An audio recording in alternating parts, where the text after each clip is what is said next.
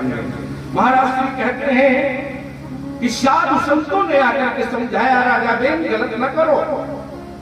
उसने हुंकार करके लौटाया, लेकिन वो महात्माओं की ताकत तो जानता ही नहीं था। महात्माओं ने कहा ऐसा राजा हटा देना चाहिए। उन्होंने साफ दे दिया, जा तू मृत्यु को प्राप्त हो जा। उपति धोकर के गिरा, ऋषि स्वधाम पदम गते। जैसे ही महात्मा गए, इसकी मां मृत्यु की पुत्री है, उसका नाम है सुनीता। तो उसने अपने पुत्र को, जो कलेबर है, जो शरीर है, उसको छुपा करके तेल में डुबा करके रख दिया, सुरक्षित कर लिया। और उसने सोचा कि मैं इसको जीवित कर दूंगा। ये उसकी सोच है कि मैं इसको जीवित कर लूंगी, ये उसकी सोच है। परंतु कभी कभी ऋषियों की विधा से सुपरिणाम निकलता है। इसके शरीर का जब मंथन किया गया, तब से महाराज पृथु का जन्म हुआ। वेग से पृथ्वी जो समस्त ऊर्जाओं को अपने में छिपाए हुए थी, पृथ्वी जी महाराज ने धनुष बाण लेकर के पृथ्वी को ललकारा और कहा, वसुधे। पृथ्वी बहुत बढ़िया बात कही, वसुधे त्वाम बधिष्यामि मत्शासन परांगमुखी। पृथ्वी गाय के रूप में खड़ी हुई, कहा राजा मत मारो। क्यों?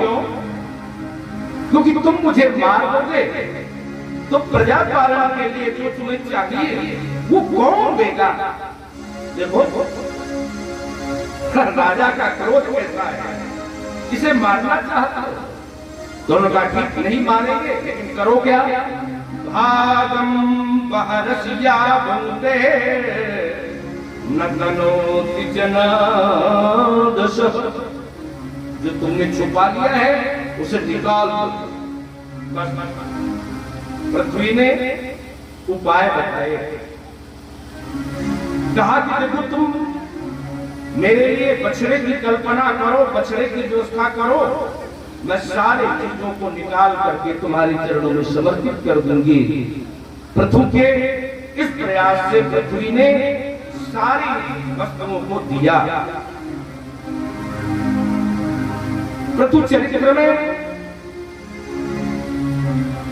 बहुत बातें महाराज श्री मैत्रेय जी ने विदुर जी को सुनाई, और फिर उन्होंने कहा कि इसी कुल में विजितास्य नाम के एक राजा हुए।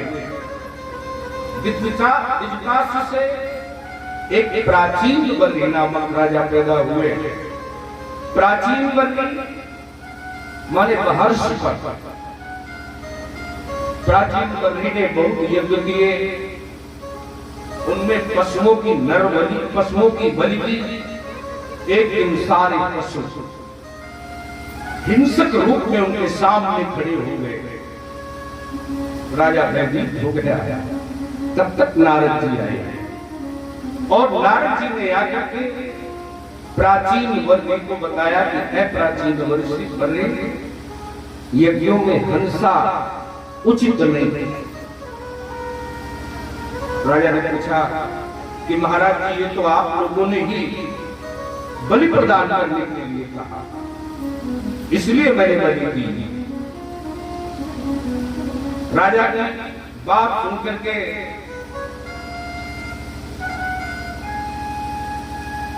नारद जी ने कहा कि देखो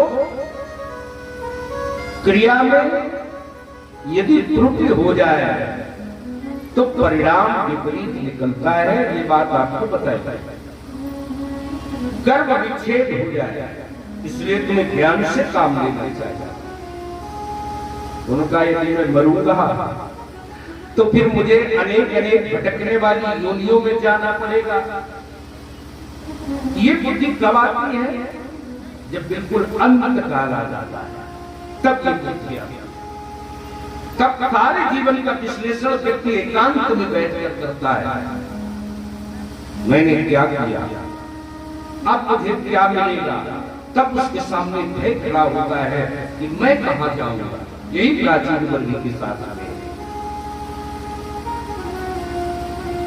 नारद जी ने बहुत विस्तार सहित एक बात कही है। ज्ञान का विषय है, थोड़ा सा सद कर समझ कर इसको जानने की जरूरत है। उन्होंने कहा, हे राजन, ये व्यक्ति अपने पक्ष में तमाम प्रकार के कृत्य करता है, लेकिन वो ईश्वर को नहीं याद कर पाता। क्यों? वो तो कहता है, हे मैं तो तुम्हारे हृदय प्रदेश में बैठा हूं, उसका तो ध्यान कभी नहीं करता।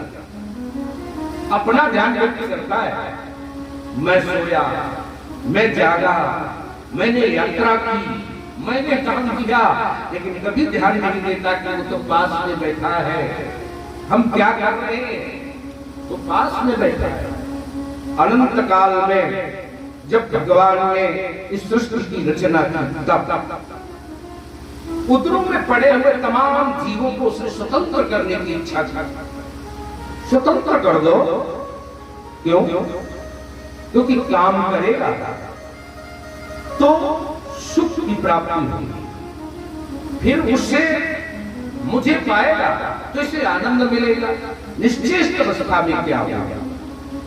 भगवान ने जिस समय जीवों को स्वतंत्र किया तो जीव खड़ा हो गया, महाराज जी कहां जाए, कहां है मेरा ठिकाना? सारे जीवों को पता ही नहीं मैं कहां जाऊं।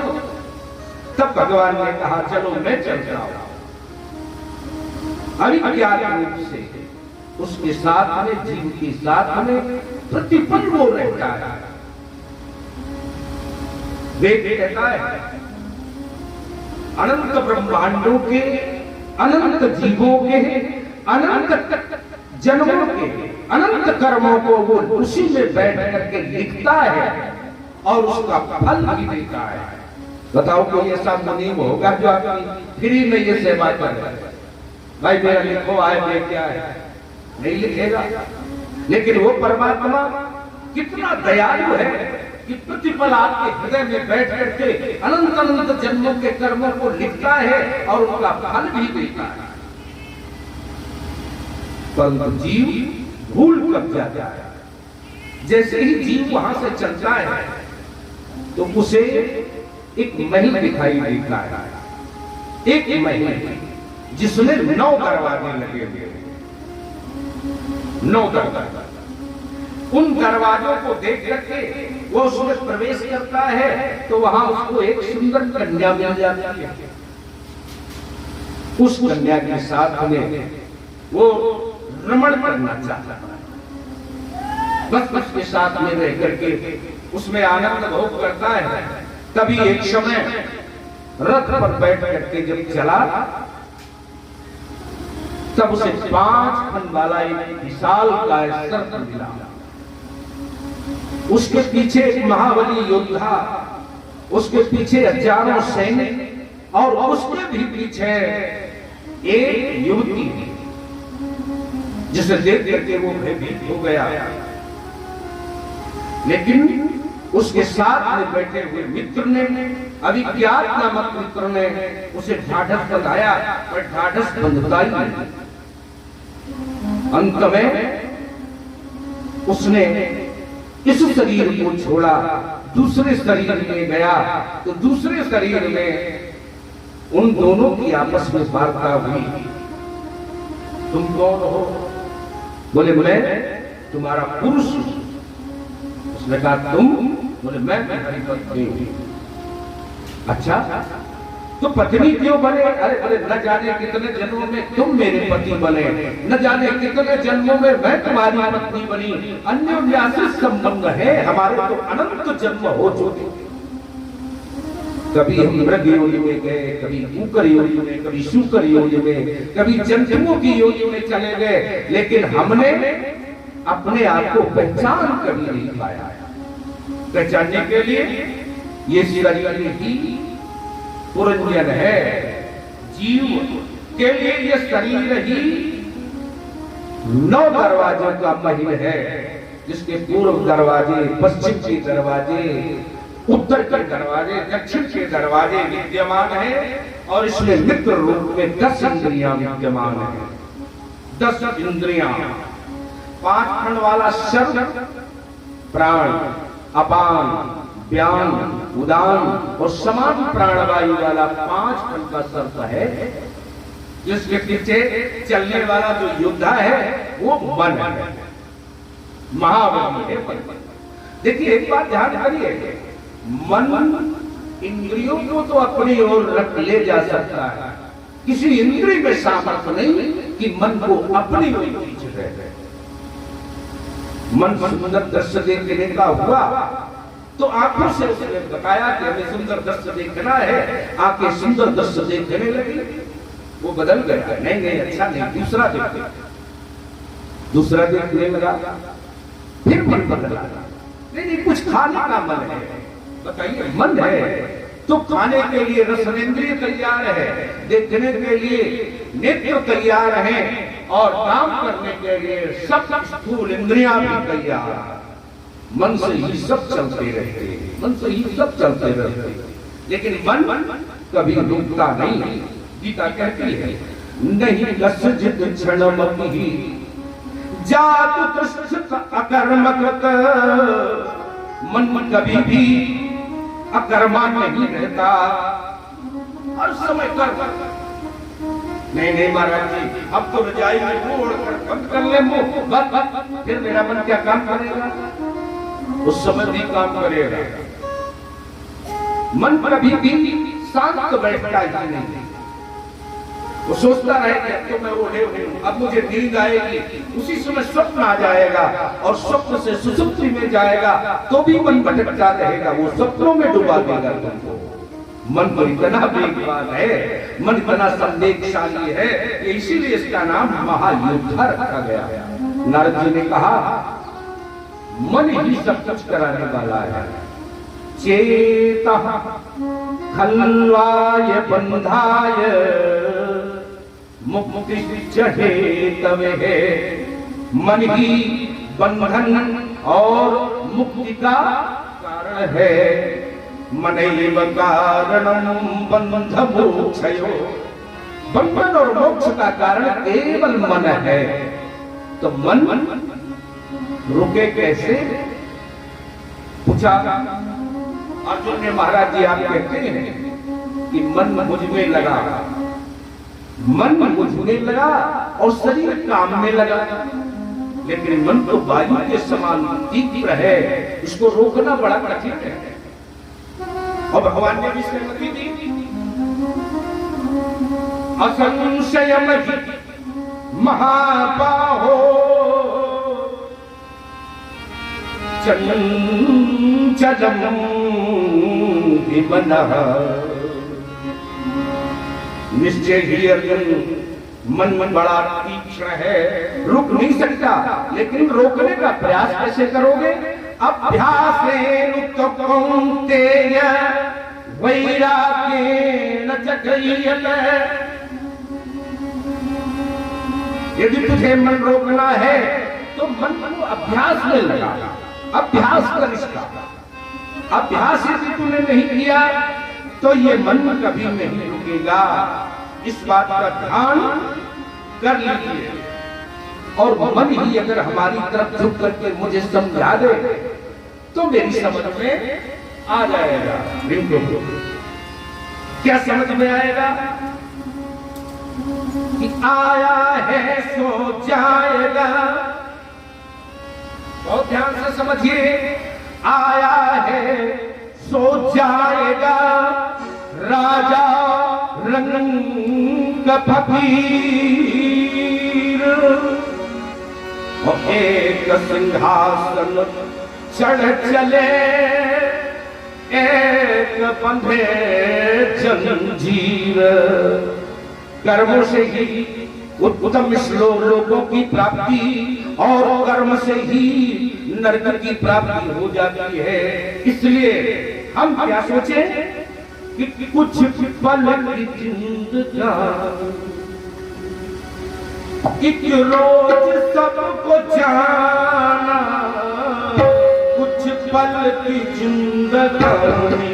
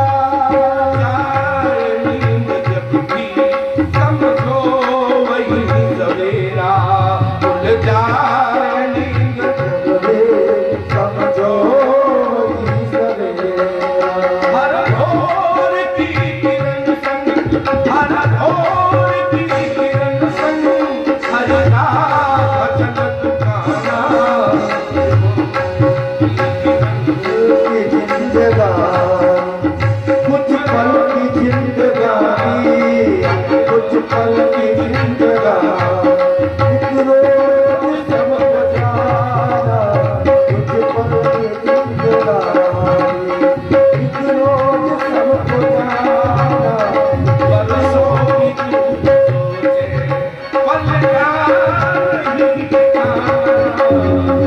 पल की जिंदगानी, एक रोज सबको जाना, कुछ पल की जिंदगानी, एक रोज सबको जाना, एक रोज सबको जाना, एक रोज सबको जाना। नारद जी ने सचेत कर दिया कि मन पर पहले ध्यान लगाओ, बस मन ही सब कुछ कराने वाला है। तो पुरंजन जी ने कहा कि महाराज जी आपने मुझे बड़ी चीज कला बनाई और आप मेरे लिए ईश्वर समान है। देखिए संत अगर अच्छा मिल जाए तो जीवन का कल्याण निश्चित है। संत फिर ज्यादा नहीं सोचता। वैसे तो ईश्वर अपना प्रबंध पहले से ही बनाता है। ईश्वर का प्रबंध कैसा? वो बड़े बड़े विधान करने के लिए पूर्व में चिंतन कर लेता है, बस उसी तरह से आपका मार्ग तय करता है। लेकिन संत मिल जाए तो वो कहते हैं मैं संत से बहुत दूर रहता हूं। संत की विलक्षण गति है, ये मुझे जब चाहे अपने बस में करूंगा, ये मुझे जब चाहे जैसा चाहे वैसा निर्देश करूंगा। लेकिन ये दुनिया मेरी इच्छा से चलती है। एक प्रसंग से आपको बहुत बढ़िया समझ में आएगा। महारानी जानकी जी के सहित पंचवटी में भगवान बैठे, लक्ष्मण जी को आदेश कर दिया गया जंगल से लकड़ी लाओ, अब एकांत हो गया। तब उन्होंने समझा कि जिस समय मैंने खरदूषण को मारा तो माता जानकी के मन में करुणा आती थी, अरे कैसे मारा, इतनी हत्या कर रही है। भगवान ने समझा कि बड़ी बड़ी राक्षसों को मारना है और अगर ये बनी रहेगी तो इसके मन की करुणा मुझे वो करने नहीं देगी जो मैं करना चाहता हूं। इसलिए उन्होंने एक बात बहुत बढ़िया कह दी, सुनहु प्रियावर,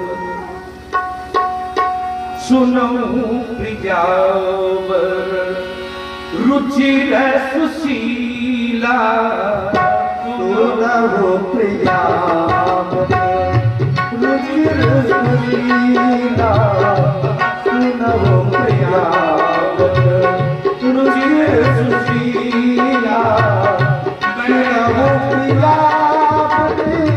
रुचिर सुशीला, सुनहु प्रियावर, रुचिर सुशीला, मैं चुप रहो लगन करनिया, मैं चुप रहो लगन करनिया, मैं लगन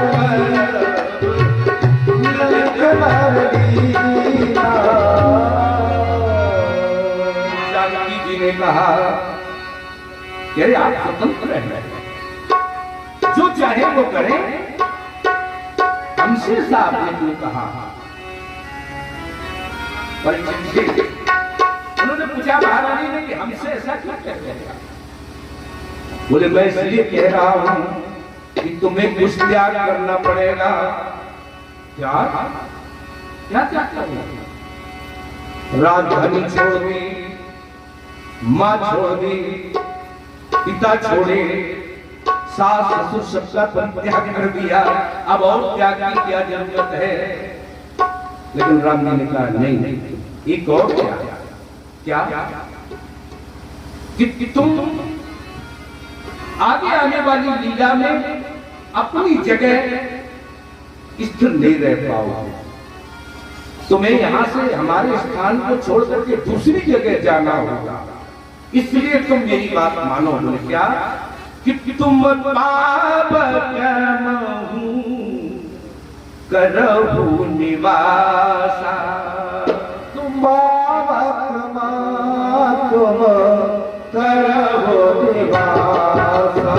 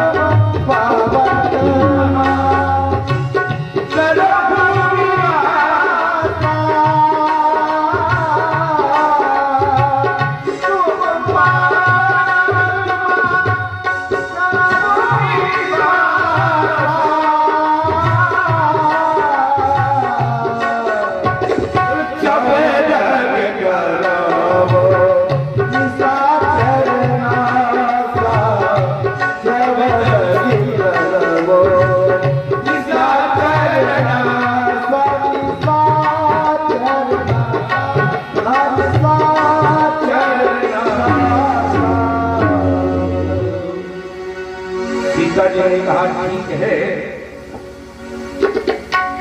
अग्नि के पुत्र पाव में मैं निवास कर जाऊं। और सीता जी को भी एक बात याद आ गई, क्या कि जिस समय मेरा विवाह हुआ था उस समय खंभों में लगे हुए मणि और दर्पण मेरा चित्र दिखा रहे थे। एक चित्र ने कहा जानकी जी से कि माता जी ये परब्रह्म परमात्मा है। बोले हाँ। बोले इनके पास मैं भी बैठ जाऊं। सीता जी ने कहा नहीं। जानकी जी ने कहा नहीं नहीं, क्यों? बोले कोई उनके पास बैठ नहीं सकता, मेरे अलावा कोई बैठ जाए तो ठहर नहीं सकता। प्रद्युम्न ने कहा अरे जानकी एक अवसर तो दो कि मैं बैठ जाऊं। तो सीता जी को भी याद आ गया। उन्होंने उसी प्रतिबिंब से कहा कि आओ अब अवसर है, बैठो। तुमने जे प्रतिबिंब राखत हसीता, अपने प्रतिबिंब को रखा। कैसे? कैसे रूप, बिल्कुल वही रूप बनाया उस प्रतिबिंब ने, जानकी जैसा। और फिर बैठ गया, तुरंत माया खड़ी कर दी भगवान ने। आ गया हिरण्य, हिरण्य सा हिरण्यमय हिरण, सोने का हिरण तुरंत आ गया। और सीता जी अपनी बात कहने लगी। ये किसकी इच्छा है? राम जी की इच्छा है। तो दुनिया में जितने भी क्रम उसने बनाए हैं अपनी इच्छा से बनाए हैं, अपनी इच्छा से सारे निर्माण किए हैं। तो राम की चाहहि सोई होई, अब करगे अन्यथा असन नहीं जो। कोई दुनिया में ऐसा नहीं जो राम जी की इच्छा के विरुद्ध काम करे। महाराज जी ने राम जी की इच्छा से ही पुरंजन का उपवास किया और स्वीकार कर लिया। कहा महाराज जी आप ही मेरे लिए सबसे बड़े महात्मा, सबसे बड़े संत, आप ही सब कुछ है। आगे की कथा में महाराज श्री सुखदेव जी से राजा परीक्षित ने पूछा। कृष्ण 5वें स्कंद के पहले श्लोक में प्रियव्रतो भागवतो आत्मारामं कथा मुनेः गूढ़े श्रीमद्जन्मूलः कर्मबन्धा पराभव। दो मार्ग बताए गए। कर्म बंधन में प्रिय व्रत को क्यों पढ़ना पड़ा? आप लोग ध्यान दीजिए, मनु जी के 2 पुत्र पैदा हुए। प्रियव्रत बड़े, उत्तानपाद छोटे। प्रियव्रत ने कहा मैं राज्य नहीं लूंगा। तो ठीक है न लो, वो जंगल चले गए और उत्तानपाद को राजा बनाया गया। तो उनके 2 पुत्र पैदा हुए, प्रियव्रत और उत्तानपाद।